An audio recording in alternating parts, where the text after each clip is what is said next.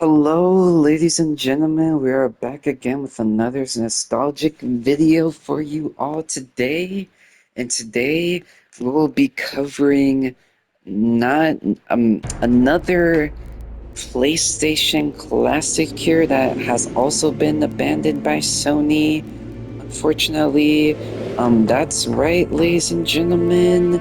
Sony Entertainment, Naughty Dog. I bet that logo looks familiar to you all because this is going to be Jak II, the second game within the Jak and Daxter series, which, just like Sly Cooper, Jak and Daxter also had a trilogy. Um, And Naughty Dog is a very notorious Sony company. I mean, I would kind of go as far as to say Naughty Dog is practically the face of, um, Sony and PlayStation. And right off the bat, y'all, I just want to take a moment to appreciate this music, because, oof. My goodness, like, this literally gives me goosebumps. Like, let's just be quiet and appreciate this for a minute here.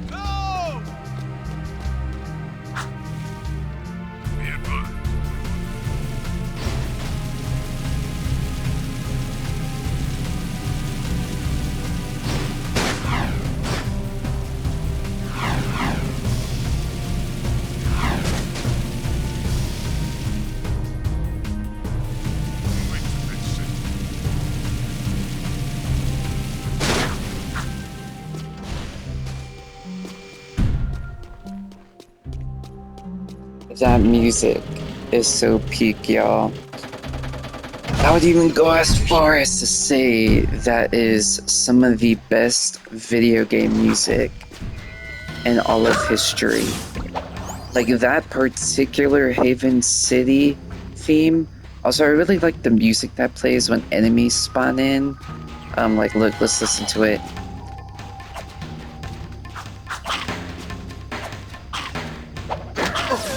I don't know what that particular instrument is. I don't know if it's,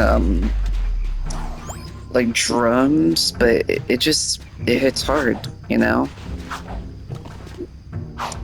But yeah, that Haven City music is so peak. That is definitely some of the best video game music that has ever been made. It's definitely up there with like pretty much Ocarina of Time's soundtrack, you know? And what other like God tier music can I think of? Ocarina of Time for sure is definitely up there, but I suppose Silent Hill, that's also another one.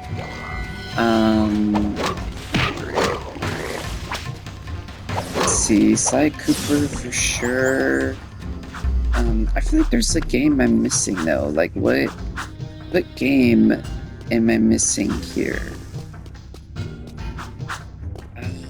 Come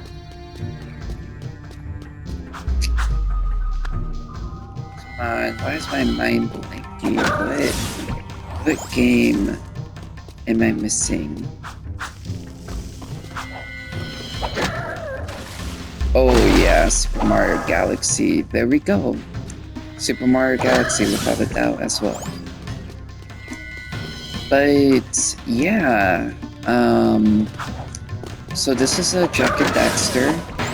But before I continue with the lore behind Jak and Daxter, I do want to discuss what I was discussing in the Sly Cooper video before I had to, unfortunately, end that video early.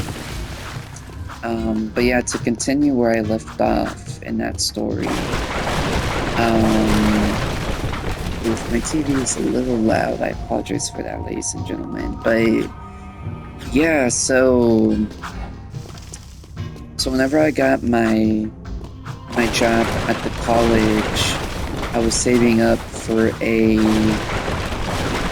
brand new TV, but then, you know, I needed to help my friend out, and that kind of set me back significantly because it was a lot of money, right? But of course I wanted to help my friend who was in need.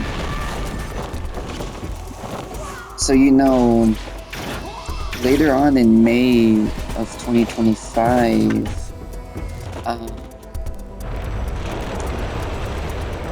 I would end up, well, I guess let me explain the story and then I'll say what happened. Yeah, I guess you guys are in. I used to do these online surveys to make like a quick buck, and these were essentially like research studies that these companies would pay you to conduct, right? So this particular research company was holding a contest, and basically you would be put into a drawing. Go back to the city, Jak. And by the way, I cannot believe Daxter's voice actor is Benny in The Sopranos. It's so funny because you could definitely hear his voice. But I am such a big Sopranos fan. Like, I would even go as far as to say The Sopranos is like my favorite TV show ever. Like, probably up there with Breaking Bad, you know? And I just think it's so cool that that The Sopranos is like involved with this game. You know, I guess like in the sense of like an actor. Because he does a really amazing Jak. Or not Jak, Daxter. But anywho, so you know, I would just enter the contest for fun. Like, I didn't really think anything was gonna happen. Because, you know, they had a first prize, second prize, and third prize. The first prize was 500, second prize was 400, and third prize was, oh wow, see how you can't go, it's an invisible wall.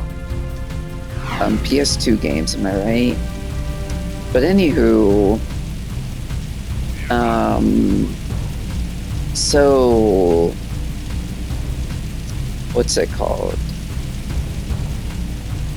So,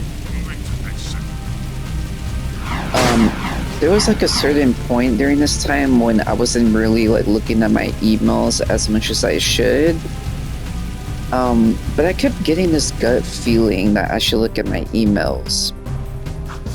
So I was like, you know what? Let me look at my emails and let me see what's up, right? So, so I do. I look at my emails, and all of a sudden, I see this email from the research company, and I'm like, huh, you know, that's interesting. Like, what's going on there? And it's an email telling me, hey, you won $500. Like, you actually won like the first prize of the contest. And I was honestly really happy. Like, that had made my day because I was already going through a lot at the time. But even more crazy was that I had barely caught that message, because that email ended up being almost 2 weeks old. Almost 2 weeks old. So because the contest rules was that they would give contestants 14 days, which is 2 weeks, to respond back to them. And if they didn't, then they would choose another winner. And I barely made it. I barely made it. So I had emailed them back, but they wouldn't email me until like a week later. And I was like, damn, bro. But I made sure to like reply to them because I wanted to show them like, hey, like I replied within like 14 days, you know, so that way they don't think like, oh, like we're not gonna give you your prize money, right?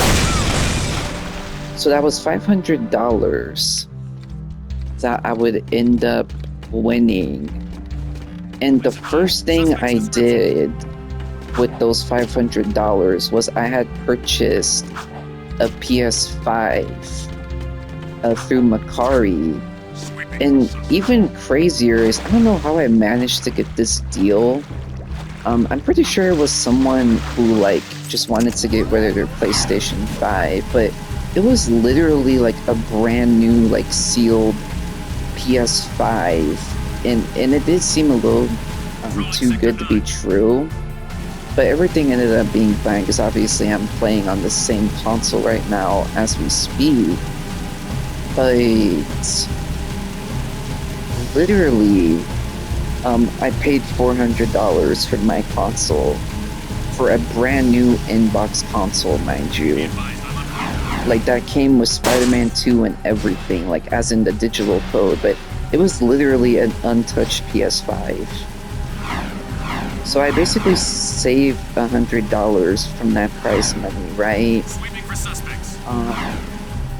So I would end up, you know, buying the PS5, and you know that was when I first played Shadow of the Colossus, and you know I was replaying Fallout 4, right?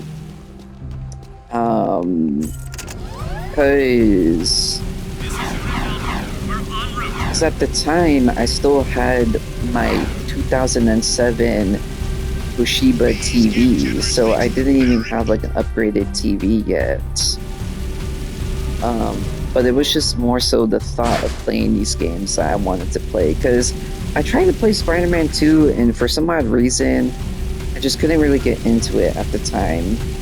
Which is funny now that I say that in hindsight, because I'm obviously like really into the game with the new film that came out being Brand New Day.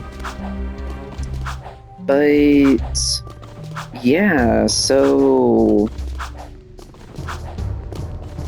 you know, I had purchased my PS5 for $400, and right now the current retail price is $600. So damn, did I dodge a massive bullet there. I definitely dodged a massive bullet there.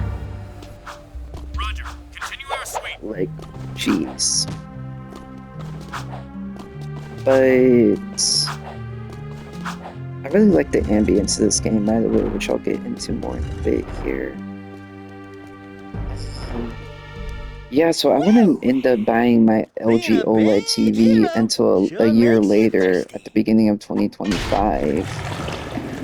Because this was still before the delay announcement for GTA 6. Because at the time, Rockstar had stated that Grand Theft Auto 6 was going to come out at the end of 2025. I've seen his evil before while serving in the Crimson It wasn't Guard. until May of That's why I quit. 2025 when I think You they were a like Crimson Guard? revealed, oh, it turns out this game is That going to come explains your out charming sense of humor. in My friend in the 2026, you guard know, tells me the valve to turn of the water May. back on is located But yeah, outside the so I city ended at up the pumping purchasing station. my LG Outside the OLED at the city. beginning of What about the 2025 security because I was walls? like, What about okay, the metalheads? if They know GTA no 6 petting zoo comes out out there. at the end Heaps be of getting kicked 2025, six. then I'll be Find the large set. I train already pipe have in my the north wall. PS5, It'll and I take you already have outside the city to the my pumping station. LG Get to the OLED main as valve and well, open it. right? If you survive, the slums will be indebted to So you.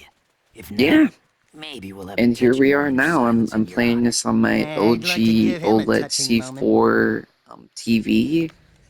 Really proud of it. Because you gotta keep in mind that this is This is the first brand new TV I have ever since I was a little kid. I've been with that Toshiba TV, you know, forever and ever.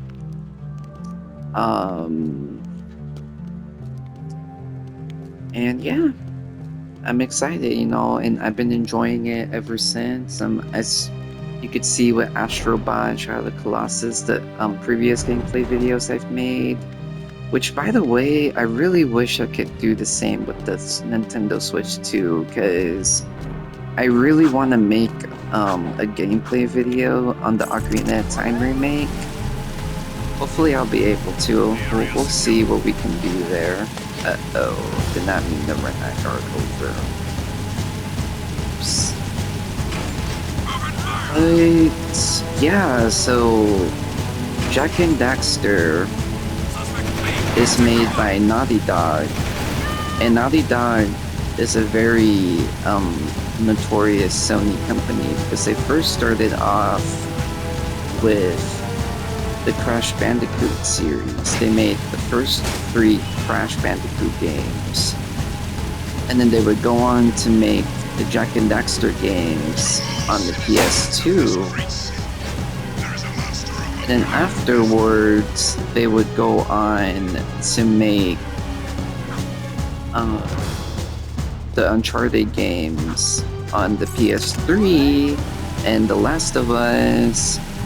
And right now, they're currently developing a game called Intergalactic, which we still know very little of the game, but supposedly this is going to be like their most ambitious open world game yet. Because remember, the Jak and Daxter games are like open world games, because the Uncharted and The Last of Us games are very linear and they're very like chapter based, you know, but the Jak and Daxter games are very like open world and exploration.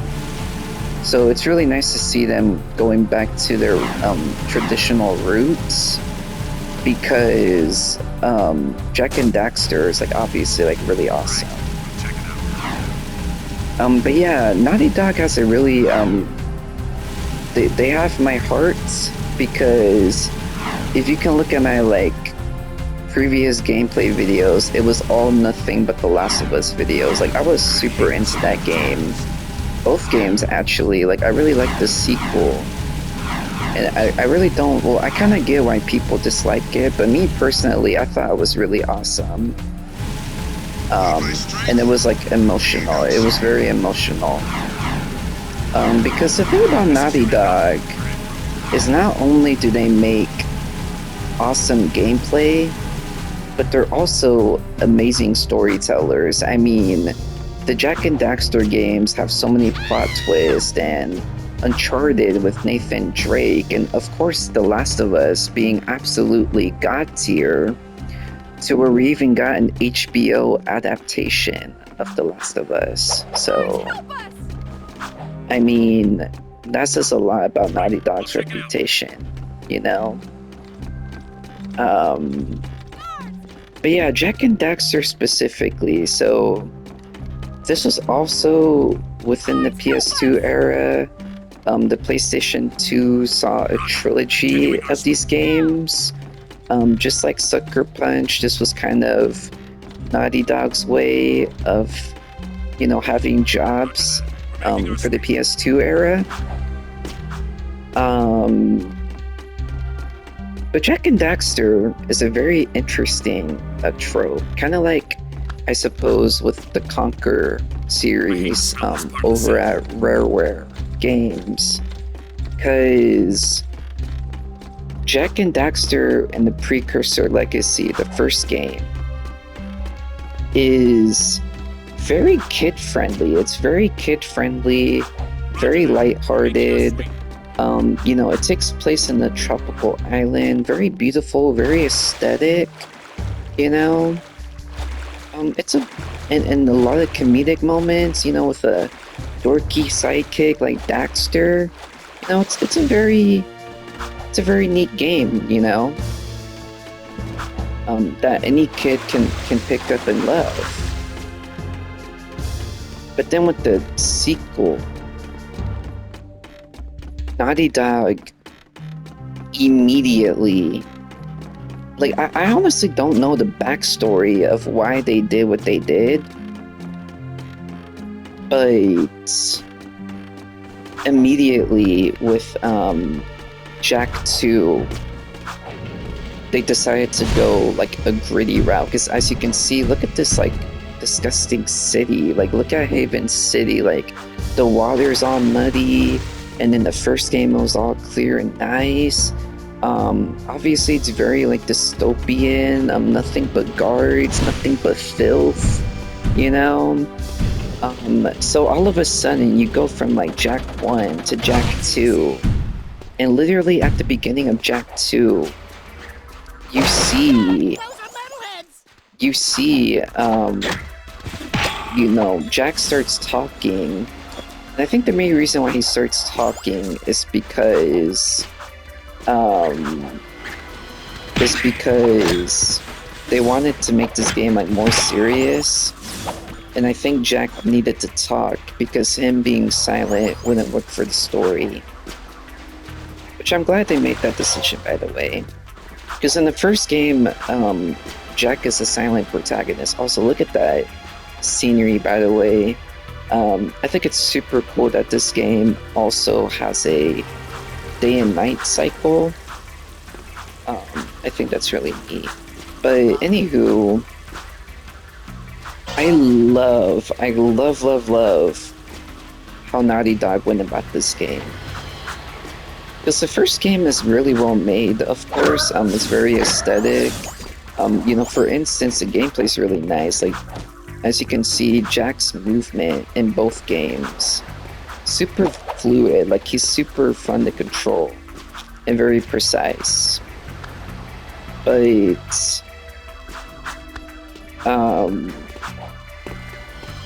you know, it's such a big drastic change to go from this kiddie-friendly game to all of a sudden this like super insane, like dark and gritty game. I guess it's kind of like in the same premise as Ocarina of Time and Majora's Mask. Kind of, not really. Because the thing about Ocarina of Time is that, damn, that game is pretty messed up when you think about it.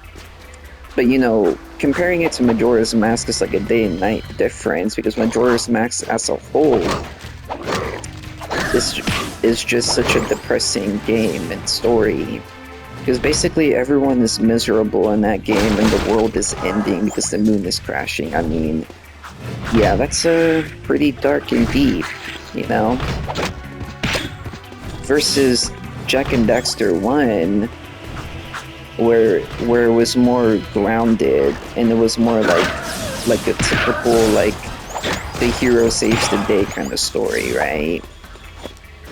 But you know, then Jak 2 is like, whoa, like what's all this? You know, like Jak, like literally at the beginning of the game, like Jak is already getting tortured. And it's just like, damn, bro, like we're in for a treat, you know, in terms of like a story.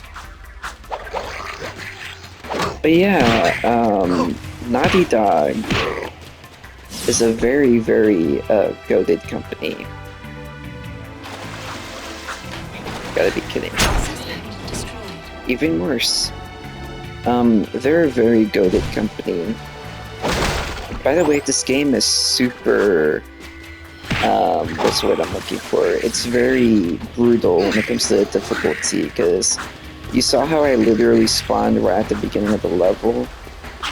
Yeah, you gotta make sure that you don't die in this game.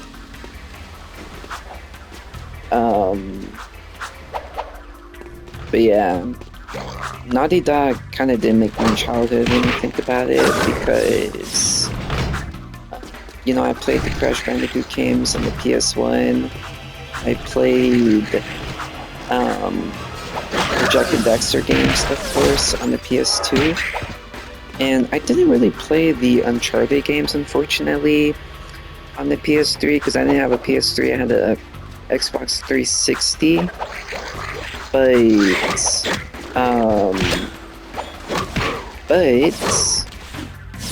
I did play Uncharted 4, the last Uncharted game in the series, and I also played The Last of Us on the PS5, but it took me till the PS5 to like barely play the game, of course. Yeah, because I did not play the game until the PS5 Pro. Which in hindsight, I'm kind of glad, because it's kind of like I got to experience the game at its like best, you know, like instead of like the PS3 like limitations, I got to play it with the PS5 like future technology. So I'm kind of glad that it worked out in the way that it did, I feel.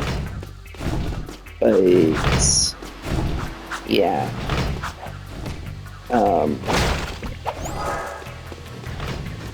You know, that's where I stand. Wow, look at Haven City in the background, by the way. Looks super cool. But yeah, I'm really excited for Intergalactic. Hopefully we see some gameplay soon.